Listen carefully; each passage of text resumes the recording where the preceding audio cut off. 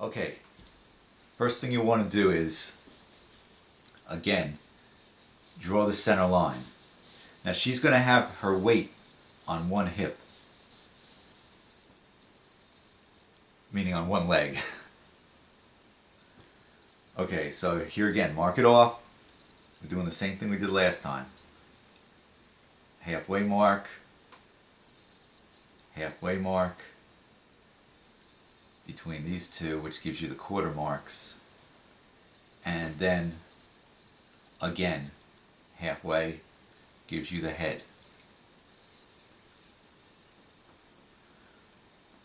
Okay, in between here and here, shoulders. Now it's starting out the same, but I'm going to make some noticeable changes because I don't want to be totally head on. And there's something called, the Italians call it Contrapposto. It's an artistic term, I guess, because it came from the Italians, but it means counterposition.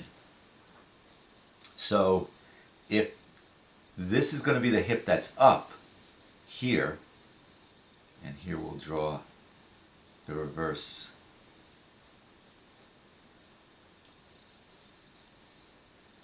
If this is the hip that's up here, the shoulders are going to tilt slightly in the opposite direction. That's why contra means it does the opposite. So, you got the rib cage, you've got the hips, and the thing to remember is where the pit of the neck is. That's where the weight of the figure is. So if she's standing with her weight on this leg, primarily,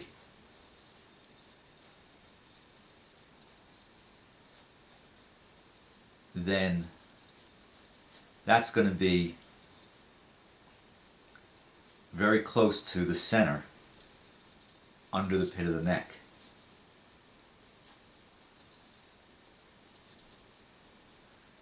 Her other leg won't have the weight on it, or at least not anywhere near as much. So we're going to draw it coming down here.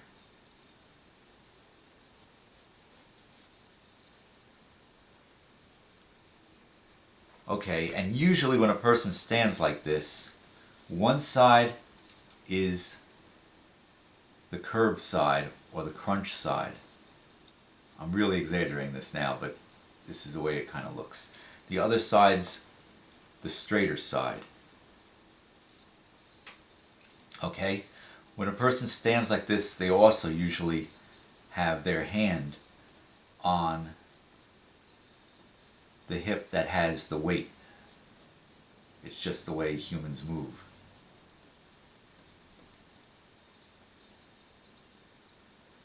So now we have the arm on the hand, the arm and hand on the hip that has the weight.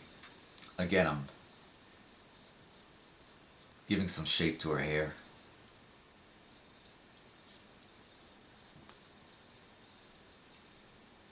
You know, keep it a simple shape, like in this case it's like a paisley type shape. Okay, let's just say she could have her hand, almost anywhere, but say she has a pole or a spear or whatever. So this hand and this arm would be here. And we'll have what she's holding going here. Okay, so we've got the basic structure now, but I want to turn her slightly sidewards so it's not a dead head on. So what you do is, here's your center line. You move it over. I'm not going to draw it extreme 3/4, just a little bit to give it some life. And by the way, you might wonder why I always have these lines flowing into each other. That gives the figure a lot more movement. Okay, now also you can do the same thing with the head. Here's your center line. It's a dead head-on head at this point. But what you can do is slightly shift that center line so you have a slightly 3/4 head which articulates it so not everything is lining up. You want articulation. When people are alive, and I'm articulating the neck. When people are alive and moving, look at stills. People don't stand rigid.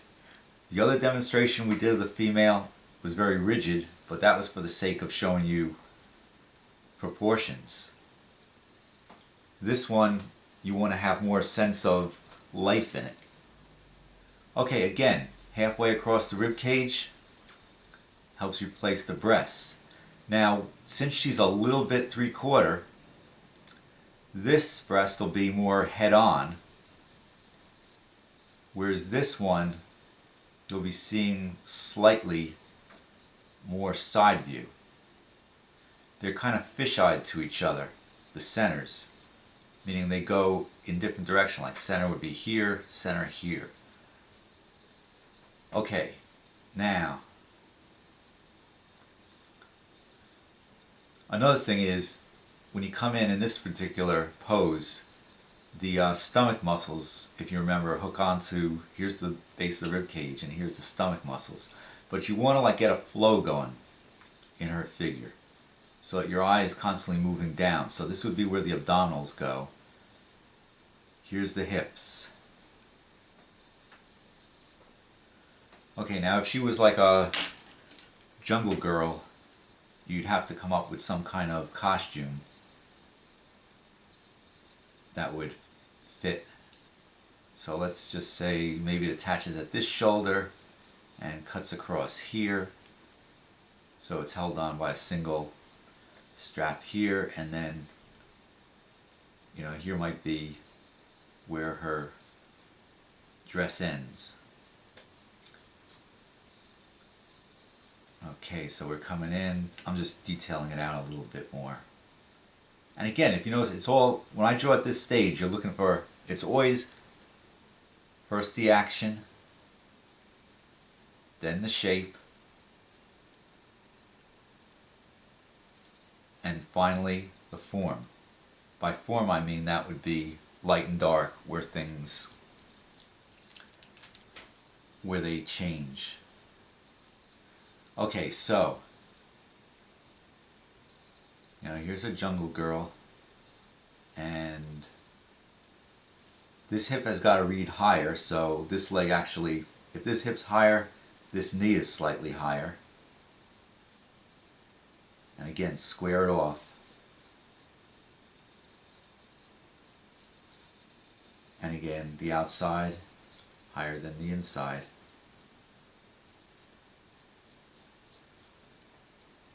The ankles are the opposite.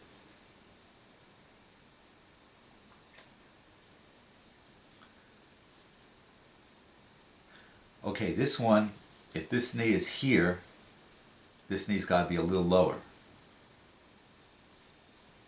So here we go. Here we go with that. And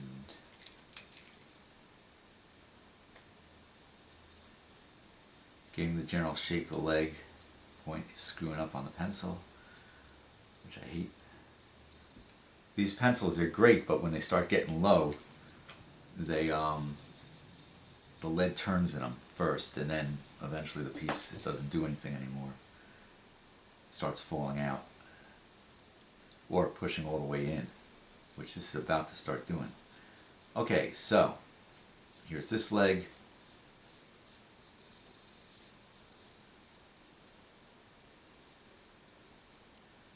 And the foot. This foot is like very triangular, like a doorstop. This one's front view, so the inside is straight, the outer part has the angle to it.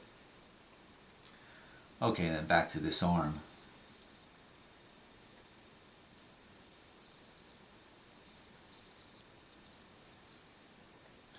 Okay, and then for the fist,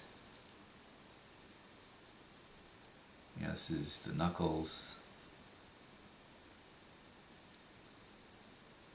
And you see a little bit of this finger. Okay, so she's holding whatever, a spear. Okay, forgot that I was drawing Jungle Girl, and I... Okay, don't make the foot like this. This is if they're wearing a heel. What you want to do is flatten it out more.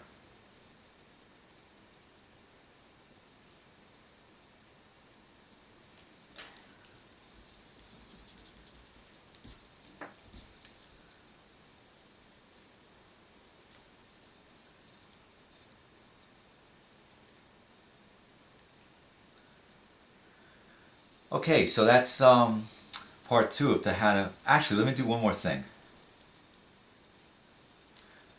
Let me explain about light and shadow.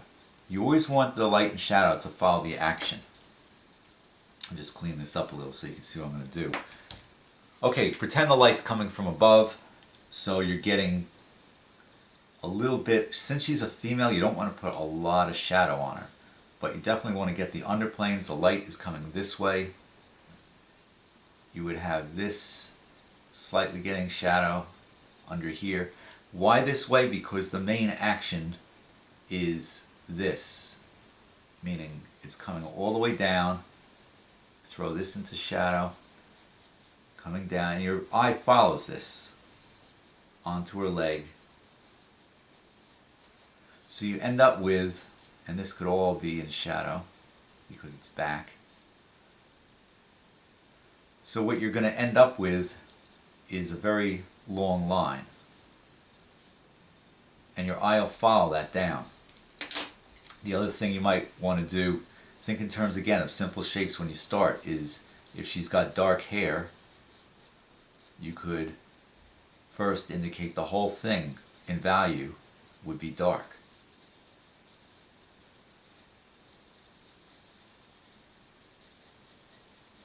Try to keep it even without getting lots of scratchy marks in it as best you can. And for the sake of the drawing, let's have some of her jungle wear. This would cast a little bit of a shadow. This would cast a little bit of shadow, but also just for the heck of it, we're going to tone down her, meaning give it a value, her jungle dress. That's the only thing I can think of to say.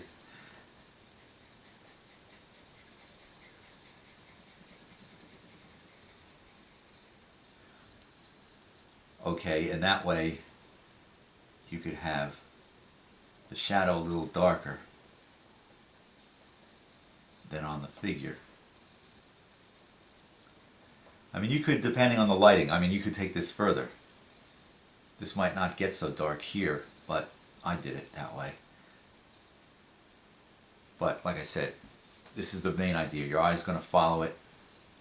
Actually, since it's hanging, it's not going to get that much of a shadow right there. Okay, so now we've got the basic. And by the way, to reinforce, to make it look better, if you tighten up the outline a little bit, you won't notice how, see how it looks all kind of vague and scratchy? But by tightening the outline, it actually makes it read better as a shape.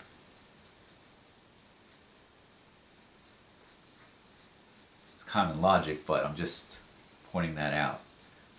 Same thing here. Okay, so that's the, oh, and I forgot. Here's the cast shadow off the head. That's always important because there's a pretty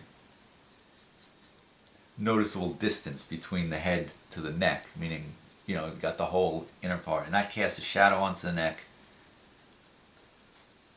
So, that's it.